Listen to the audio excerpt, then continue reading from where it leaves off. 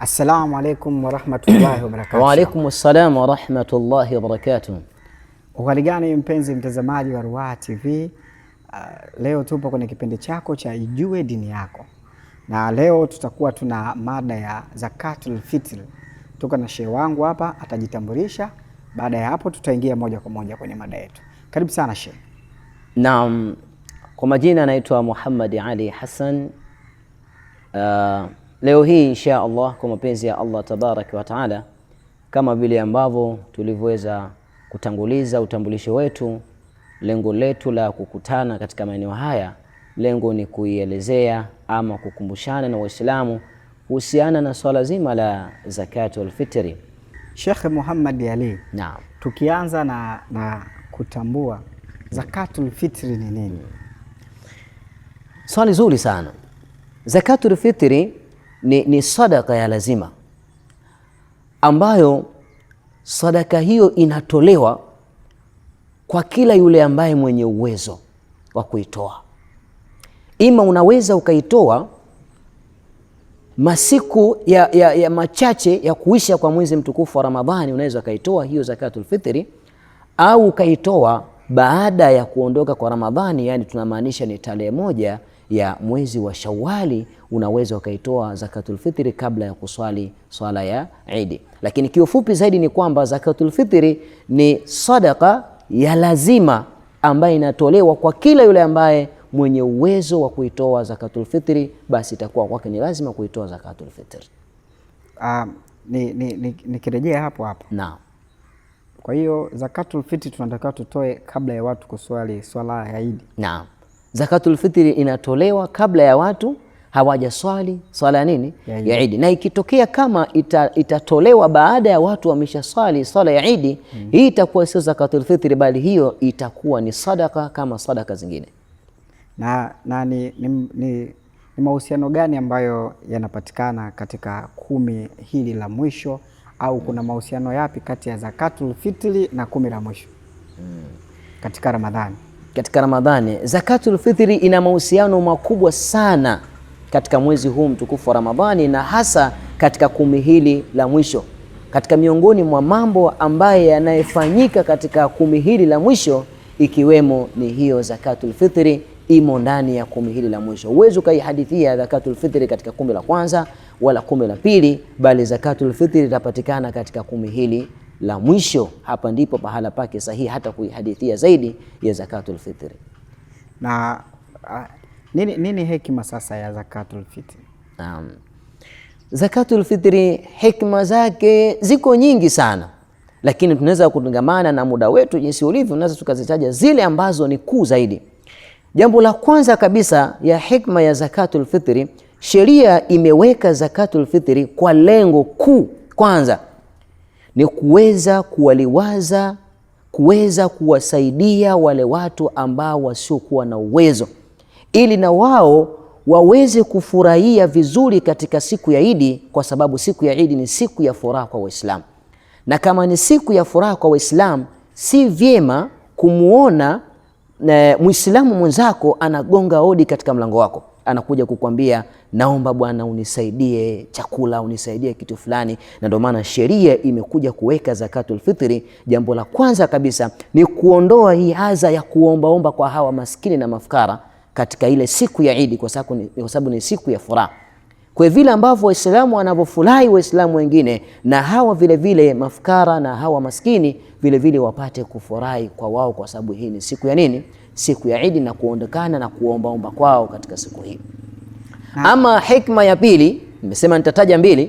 Ama hikma ya pili ni kwamba hii zakatul fitri inamsafisha yule ambaye aliyefunga kulingamana na lahu, mambo ya kipuuzi ambayo anaweza akayafanya mtu katika mchana wa Ramadhani au katika mwezi mtukufu wa Ramadhani.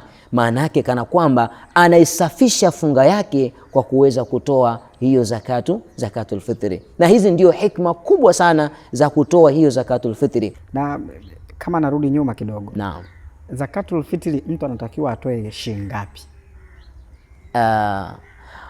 Ni katika mambo ambayo watu wengi sana yanawasumbua, watu wengi sana yanawaumiza sana. Zakatul fitri, shekhe, Mtume sallallahu alaihi wasallam ameshabainisha masala yako wazi. Mtume abainisha katika hadithi siku nyingi, ikiwemo hadithi Ibn Abbas akielezea akisema, faradha Rasulullah sallallahu alaihi wasallam sa'an min tamrin au sa'an min sha'ir. Hapa Ibn Abbas ameelezea kwamba Mtume sallallahu alaihi wasallam amefaradhisha zakatul fitri, akasema saa. Saa ni ujazo ambao unaotolewa. Mtume sallallahu alaihi wasallam akabainisha ujazo huo unaotolewa utokane na tende ama utokane na ngano au zabibu. Kwa hiyo Mtume sallallahu alaihi wasallam hapa ameelezea kwamba watu watoe nafaka. Hakusema Mtume sallallahu alaihi wasallam watu watoe fedha, na ndio maana wanawazuoni wanaelezea kwa mapana sana kunako masala haya, kwa sababu kuna mwingine anakwenda anatoa fedha, kuna mwingine anafanya hivi. Unajua kwenye kutoa fedha kuna fitna ni kubwa sana, ingawa hili jambo hatuwezi tukalipelekea moja kwa moja, kwa sababu ni jambo lina mzozo kidogo baina ya wanawazuoni. Wapo wanawazuoni ambao wanaokubali kwamba itolewe fedha, na wapo wanawazuoni ambao wanakubali itolewe nini? Itolewe nafaka. Lakini kauli iliyokuwa na nguvu zaidi ni kwamba itolewe nafaka, isitolewe fedha, kwa sababu fedha ina fitna. Tutakuwa lile lengo ambalo tulikusudia lile la kutoa hizi nafaka itakuwa bado halijatimia, kwa sababu tunaamini kwamba kwa Mtume sallallahu alaihi wasallam ilikuwepo dirham. Tunaamini masahaba waliitumia dirham baada ya Mtume sallallahu alaihi wasallam, lakini hapajapo kunukuliwa hata siku moja Mtume sallallahu alaihi wasallam alishawahi kusema kuambia masahaba kwamba mkikosa nafaka basi toweni nini? Toweni fedha. Hapana, kauli hii hakuna, wala kwa masahaba haikuwahi kunukuliwa kufanyika kitendo kama hicho. Kwa hiyo kwa ajili hiyo kwamba haitofaa mtu akaja akatoa sadaka yake alfitri akatoa fedha au akatoa nini kitu kingine tofauti na nafaka. Hasa sana tunachogusa katika nafaka ni kile chakula ambacho kinapendwa katika mji wetu, na sisi tunajua zaidi katika mji wa Tanzania watu wengi sana wanapenda nini? Wali. Ndio kabisa, ndio chakula ambacho watu wengi wanakipenda na wanasema ni chakula cha sherehe. Uwezi kukaa kwenye sherehe, uwezi kukaa kwenye sherehe ukala ugali au kala miogo au ndizi, ni kitu ambacho hakiwezekani, ingawa vyote ni vyakula, lakini chakula kinachopendwa zaidi ni chakula cha wali. Kwa hiyo Waislamu wanatakiwa watoe katika sehemu nini? Ya mchele. Sasa pale kwa hikma zaidi anapotoa ule mchele wake ule anapotoa, basi ajitahidi pale atoe na sadaka ya kuweza kumpatisha huyo bwana, ili aweze kupata angalau hata kitoweo. Akanunue pale kasamaki, akanunue pale kanyama kidogo, na yeye apate kufurahi zaidi.